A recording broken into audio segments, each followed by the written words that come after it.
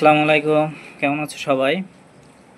আবার তোমাদের মাঝে ফিরে আসলাম এমএ বা মিস্ট্রাল এআই নিয়ে কথা বলার জন্য।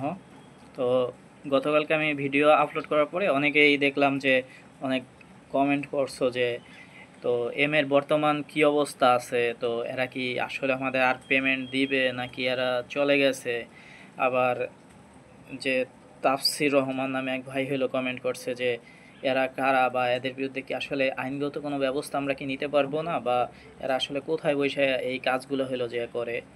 আবার আবার মারুফ হাসান নামে এক ভাই হলো যে জানতে চাইছেন যে আমরা কি আসলে আর পেমেন্ট পাবো না নাকি শেষ, তারা কি ধরে নেবো যে চলে গেছে নাকি। তো এই সব প্রশ্নের উত্তরই আমি এখন দেওয়ার চেষ্টা করব যে এখন তাদের কি অবস্থায় আছে বা কি করতেছে না করতেছে, বা এদের বিরুদ্ধে আসলে কি কোনো লিগ্যাল অ্যাকশন নিতে পারবা কি পারবা না, সব কিছুই আমি এখন এই ভিডিওতে হলো যে বলবো। তো সবাই হলো যে ভিডিওটা পুরোটা দেখো, তো সব উত্তর হলো পাওয়া যাবে। আর যদি সাবস্ক্রাইব না করে থাকো, একটা গুতা মাইরা একটু সাবস্ক্রাইব করে দাও, অনেক জায়গায় তো গুতাগুতি করো, ঠিক আছে।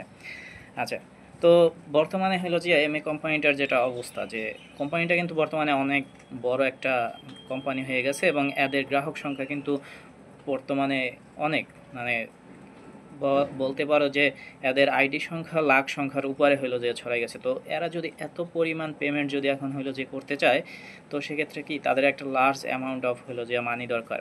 তো এত পরিমাণ পেমেন্ট হলো যে তাদের পক্ষে কখনোই হলো যে এখন আর করা সম্ভব না। তো এই যে রিপন ইসলাম নামে যে এক ভাই হলো যে কমেন্ট করছেন যে আজকে পেমেন্ট হলো যে দিবে, দেখেন আপনার যে লিডার আছে সে হয়তো বলতেছে যে আজকে পেমেন্ট দিবে, কিন্তু সে নিজেও জানে না যে কবে পেমেন্ট দিবে বা এরা কোথায় আছে এখন বা কি অবস্থায় আছে।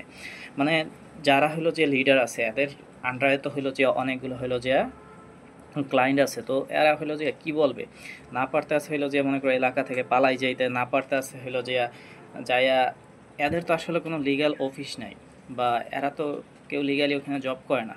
তো সবার একই অবস্থা, মানে কে কোথা থেকে কোথায় টাকা নিয়ে চলে যাইতেছে কেউ জানে না। হ্যাঁ, এরপরে আরিফ হাসান নামে এক ভাই লেগস যে চলে গেছে, আসলে এটাই সত্যি যে তারা অলরেডি গান, হ্যাঁ তারা অলরেডি হলো যে চলে গেছে, তারা আর নাই। এই দেখো এরা নাই, কিন্তু এদের এই যে অ্যাপস এটা কিন্তু বন্ধ হবে না কখনো, অ্যাপস দেখবা চলতেই থাকবে বা অ্যাপস যেভাবে আছে এভাবেই হলো যে থাকবে। তো তোমরা যদি কাজ করতে চাও, দেখবা কাজ করতে আসো, নতুন করে ইনভেস্ট করতে চাও ইনভেস্ট করতে পারবা। তোমাদের যে অ্যাকাউন্টে যে মানিগুলো আসতেছে সেটা হলো যে একজন থেকে আরেকজন হলো যে ট্রান্সফার, সব কিছুই ওকে দেখবা।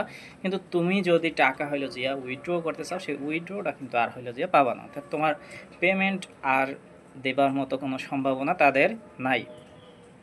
তো তাফসির রহমান ভাই যেটা হলো যে বলছে যে এদের বিরুদ্ধে কি আসলে কোনো আইনগত ব্যবস্থা নিতে পারবো কিনা। দেখো এই যে যদি এই জিনিসটা দেখো, যেমন এর আগে কিন্তু এরকম কোম্পানি কিন্তু বাংলাদেশে অনেক আসছে, মানে কয়েক শত শত কোম্পানি এরকম হলো যে প্রতারণা করে গেছে।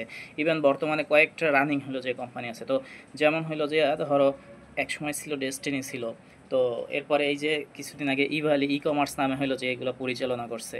তারপরে করোনার টাইমটা যদি দেখো 2020-21 সালে, ওই সময় কিন্তু হলো যে এসপিসি, আরএসটি, এরকম নাম দিয়ে অনেকগুলো হলো যে কোম্পানি আসছিল। যে এসপিসির এত, মানে করোনার টাইম তো সবাই বেকার ঘরে বসা, তো ওদের এত পরিমাণে গ্রাহক হয়ে গেছিলো পুরো বাংলাদেশে এটা ছড়াই পড়ছিল। তো তখন কিন্তু এমন হয়েছে যে ওদের হইলো যে বিরুদ্ধে যখন হইলো লিগ্যাল ব্যবস্থা নিয়েছে, পুলিশ যখন ওদের হইলো যে অ্যারেস্ট করে নিয়ে গেলো, যে ডিবি এসে ওদের অ্যারেস্ট করলো, তখন কিন্তু এমন হয়েছে যে ক্লায়েন্টরা আবার টাকা হইলো যে, ওরা তো জানে যে ওরা আবার এমন একটা হইলো যে প্রোপাগান্ডা ছড়াই দিল যে এদের তো পুলিশ নিয়ে গেছে, এখন এরা হইলো যে দিবে কীভাবে, উইথড্র তো এখন দিতে পারবে না, তো এদের ছাড়ানোর ব্যবস্থা করো। তখন দেখছি যে অনেক জায়গায় জায়গায় হইলো যে এরকম গ্রাহকরা হইলো যে বিভিন্ন ধরনের হইলো যে মানববন্ধন আন্দোলন মানে করছে, যাতে স্পেসির হইলো যে যারা কর্মকর্তা আছে তাদের যাতে হইলো যে মুক্তি দেওয়া হয় এবং তাদের যাতে পেমেন্টের ব্যবস্থা করা হয়। এবং এই জিনিসগুলাই কিন্তু হয় যে যখনই একটা লিগ্যাল তুমি ব্যবস্থা নিতে যাবা, তার মানে কি এই হয়তো গ্রাহকদের কিছু বলে না, যেহেতু যারা এটার সাথে জড়িত ওরা যেহেতু হইলো যে একটা বেআইনি কাজ করে, ওদের স্বাভাবিকভাবে আইসা পুলিশ হইলো যে অ্যারেস্ট করে নিয়ে যায়। এবং আর যদি অ্যারেস্ট নাও করে, এরা নিজেরা যে কোনোভাবে হোক চায় যে পুলিশের কাছে হইলো যে অ্যারেস্ট হোক, অথবা হইলো দেশ থেকে হইলো যে পালাই যাবে। ঠিক আছে, এই দুইটার যে কোনো একটা হইলো কাজ করবে। তো পুলিশের কাছে অ্যারেস্ট হইলে কি হবে, যেহেতু এই জায়গায় গ্রাহকগুলো সব আসলে গ্রামের বা একদম হইলো যে কি যে তোমার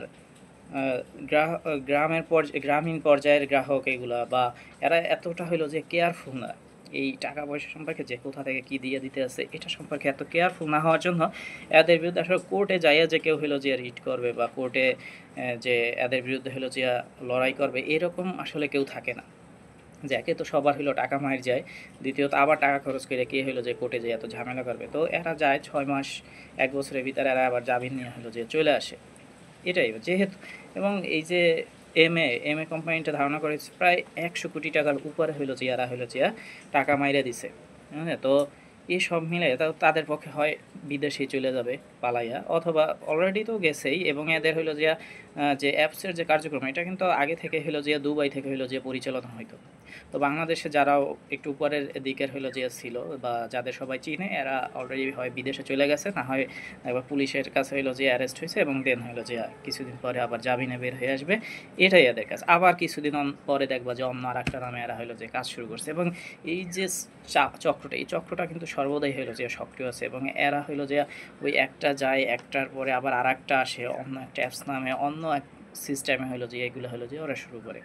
তো এই হলো বর্তমান অবস্থা। তো যারা পেমেন্ট অনেকের বাকি আছে, যাদের যদি পারো কোনোভাবে হইলো যে যে উপরের লেভেলে যারা আছে ওদের ধইরা ঠইরা যদি পারো সেটা উইথড্র নেওয়ার চেষ্টা করো, আর না হলে দেখবো হয়তো পালাই গেছে, গ্রামে যাইতেছে না আর, এই অবস্থাই হবে। তো সবার কি আর বলার আছে, যে অনেকেরই তো অনেক টাকা হইলো যে চলে গেল। তো এখন তার কিছু হইলো যে করার নাই, যে এরা এভাবেই প্রতারণা করে, এবং এটা থেকে একটা শিক্ষা নাও। যারা জুনিয়র আছে বা এরকম দেখবা কিছুদিন পরে আবার অন্য একটা আসবে, অথবা বর্তমানে রানিংয়ে অনেক আরও কয়েকটাই চলতে আছে এগুলো। তো একটু সতর্ক করো সবাইরে, যে এগুলার ভিতরে যাতে না জড়ায়। আসলে ঘরে বইসা ইনকাম করা যায় না, বা টাকা দিয়ে হলো যে 3 মাসের ভিতরে তুমি ডাবল টাকা পাবা এবং সে টাকা দিয়ে আইফোন কিনবা, এটা আসলে সম্ভব না। হ্যাঁ, তো যে যে অবস্থায় আছো এখন ভালো থাকো আপাতত, নিজেকে সান্ত্বনা দাও। আর যদি পারো কোনোভাবে হইলো যে উপরে যারা লিডার আছে তাদের থেকে টাকা উইথড্র নেওয়ার চেষ্টা করো। ওকে, আল্লাহ হাফেজ।